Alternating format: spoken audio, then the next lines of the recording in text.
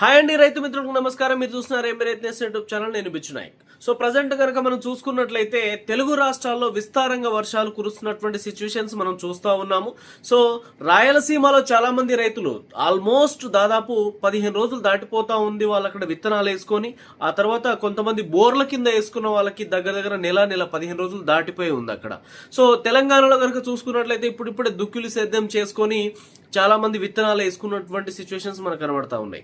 Major గా మనం కనుక చూసుకున్నట్లయితే తెలంగాణతో కంపేర్ చేస్తే రాయలసీమ రైతులు మనకి ఒక 15-20 రోజులు ముందే ఉంటారు ఈ పత్తి పంట వేయడంలో. కనుక ప్రజెంట్ అక్కడ నుంచి మేజర్ గా కాల్స్ వస్తూ ఉన్నాయి. చాలా మంది రైతులు డోసెస్ ఎలాంటి స్ప్రే చేసుకుంటే బాగుంటుందని చెప్పేసి అడుగుతూ ఉన్నారు మంచి దిగుబడులు రావడానికి. మనం మేజర్ గా లాస్ట్ వీక్ లోనే ఒక వీడియో చేయడం జరిగింది.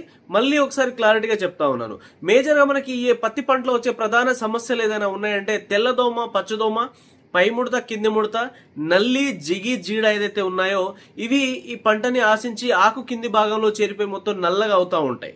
సో ఈ కండిషన్ ఈ ప్రాబ్లం ఏదైతే ఉందో అన్ని ప్రాబ్లమ్స్కి తెల్లదోమ, పచ్చదోమ, పేనుబంక, పిండి నల్లి, జిగి, జీడ ఏదైతే ఉందో టోటల్గా క్లియర్ అయిపోవాలి. ఇందులో ఎలాంటి కాంబినేషన్స్ కలపాల్సిన అవసరము లేదు. కావాలనుకుంటే విఎమాక్స్ న్యూట్రియన్ కలుపుకోవచ్చు. సింపుల్గా చెప్పాలి అంటే అన్నిటికీ ఒకటే సొల్యూషన్స్. సో కంపల్సరీగా ఈ ఫస్ట్ 3 డోసులు మనం 6 డోసులు సెట్ చేసాము. 6 డోసుల్లో ఫస్ట్ ఈ 3 డోసులు కనుక మీరు ప్రాపర్గా 10 రోజులు గ్యాప్ ఇచ్చి లేదా కనీసం ఒక 12 రోజులు గ్యాప్ ఇచ్చి మీరు స్ప్రే చేసుకోగలిగితే మీ పంటకి ఎలాంటి డోకా లేదు. జీగి, జీడ ఏదున్నా క్లియర్ అయిపోవాల్సిందే. తెల్లదోమ, పచ్చదోమ అన్ని క్లియర్ అయిపోవాల్సిందే. చాలా ఎక్సలెంట్గా సైడ్ బ్రాంచెస్తో పాటు చాలా మంచి గ్రోత్ వస్తూ ఉంటుంది. చెట్టు చాలా గ్రీనిష్గా, చేను చాలా నీట్గా కనబడతా ఉంటుంది. సో ఇందులో మనం last year already jet star వాడాము, లైకా వాడాము.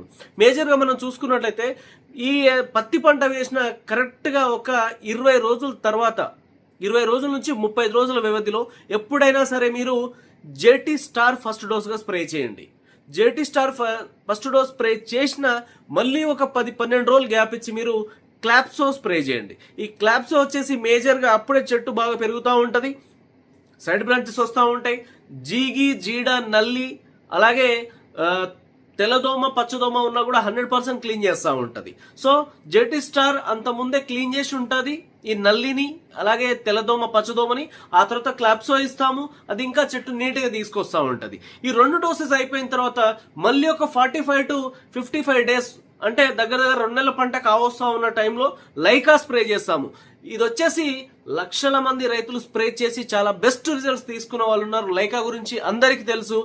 ఇవి తెల్లదోమ, పచ్చదోమకి, జిగి, జిడకి ఎక్సలెంట్గా పనిచేస్తుంది. అలాగే